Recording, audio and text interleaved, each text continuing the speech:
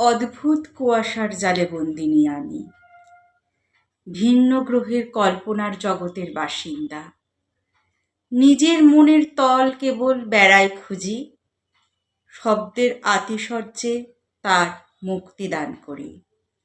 চারিদিকে যত হট্টগোল, হইচই, কোলাহল, তারই মাঝে আমি বন্দিনী ভাবের ঘোরে।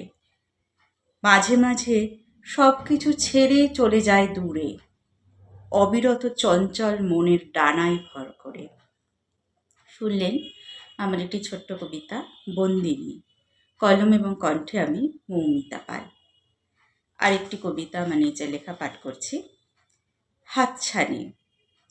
হৃদয়ের মাঝারে রক্তের ঝলকানি, কল্পনার হাত ধরে বাঁচতে চাওয়া, কিন্তু কঠিন বড় বাস্তব জীবন, তাই জীবনের মাঝে দুঃখের হাতছানি। কল্পনার সাথে বাস্তবের সংঘর্ষ, পিচ্ছিল পথ সামলে এগিয়ে চলা, রক্তাক্ত নিরন্তর হৃদয় তোলপাড়, তবুও জীবনকে ভালোবাসতে চাওয়া। শুনলেন কবিতা হাতছানি, কলম এবং কণ্ঠে আমি মৌমিতা পাল। এক আকাশ দুঃখ পেলে কবিতা আসে মনে, এক মুঠো আনন্দ পেলে কবিতা ভাসে মনে। কবিতার জন্ম এক রহস্য কথা, আছে আনন্দ আর আছে ব্যথা। কবিরা জন্ম দেয় কবিতা, মনে নিয়ে যত আনন্দ বেদনা। একটি কবিতার জন্ম হলে ভরে ওঠে মন, একটু আশার নিদ্রা জোটে পার করে শত জাগরণ। শুনলেন কবিতা জন্ম রহস্য, কলম এবং কণ্ঠে আমি মৌমিতা পাল।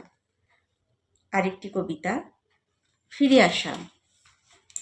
ফিরে আসে জীবনের কত শত স্মৃতি, টুকরো টুকরো কত কথা আর হাসি, কত শত ঘটনার কত যে রূপরেখা, জীবন মাঝারে অকস্মাৎ দেয় দেখা।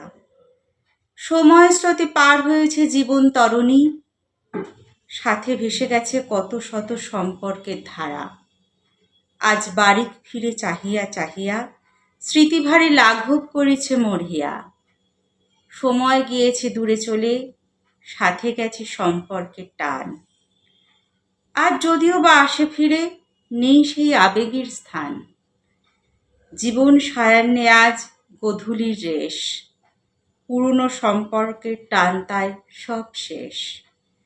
পুরনো ছেড়ে নতুন সাথে এগিয়ে চলা, এই জীবনের ধর্ম, এরই নাম বেঁচে থাকা। শুনলেন কবিতা ফিরে আসা, কলম এবং কণ্ঠে আমি মৌমিতা পাল। আমার লেখা কবিতা পাঠ করে শোনালাম, আমার নিজের লেখা নিজের কণ্ঠে কবিতা পাঠ করে শোনালাম। কেমন লাগলো অবশ্যই জানাবেন। ধন্যবাদ জানাই।